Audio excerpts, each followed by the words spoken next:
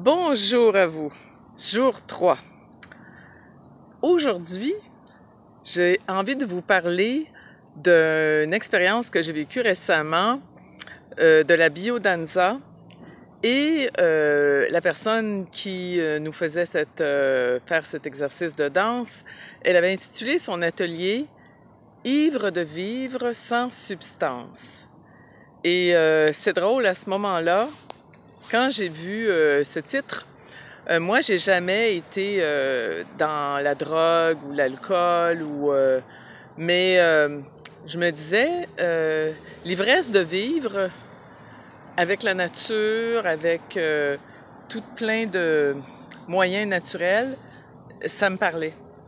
Et je me rends compte que quand on retrouve notre vraie nature, en fait, qu'on est groundé, qu'on est vraiment enraciné en contact avec la vie et idéalement la nature. Je parle du monde végétal, animal, évidemment les humains. C'est sûr, on est des humains. Je trouve qu'il y a quelque chose d'exaltant là-dedans.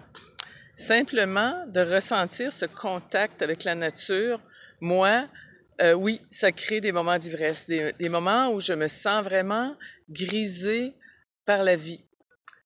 Ça peut être de boire un verre d'eau, de manger un fruit, biologique évidemment de préférence. Ça peut être de marcher dans la nature.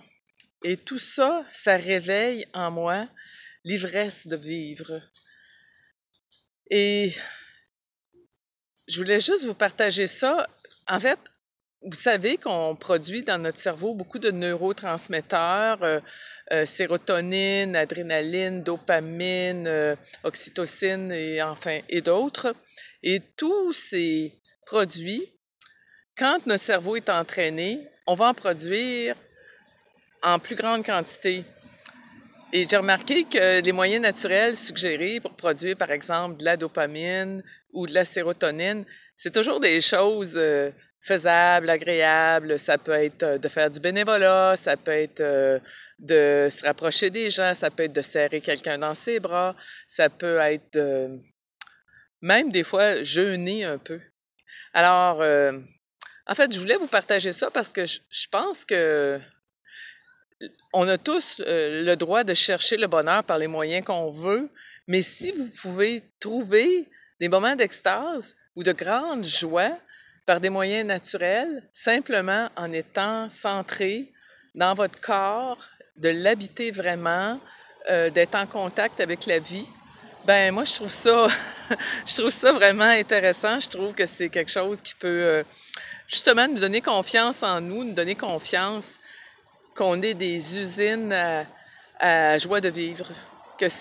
Moi, j'aime mieux parler de la joie de vivre que du bonheur. Le bonheur, il me semble que c'est un concept élevé, le bonheur. Mais on peut y arriver. Mais il me semble que si on vise la joie de vivre, on est déjà plus assuré d'en vivre à tous les jours. Qu'en pensez-vous? Alors, vous pouvez me partager les moyens que vous avez de sentir cette joie de vivre, ce sentiment d'être connecté, parce que apparemment les gens heureux, les moments les maîtres, les gens éveillés, ils sentent cette unité avec tout ce qui vit, simplement parce que leur mental s'est calmé. Alors, ça, je pourrais en parler une autre fois, mais je suis certaine que vous avez déjà investigué la chose. Et bien là-dessus, je vous souhaite de vivre des moments d'extase, libres, naturels.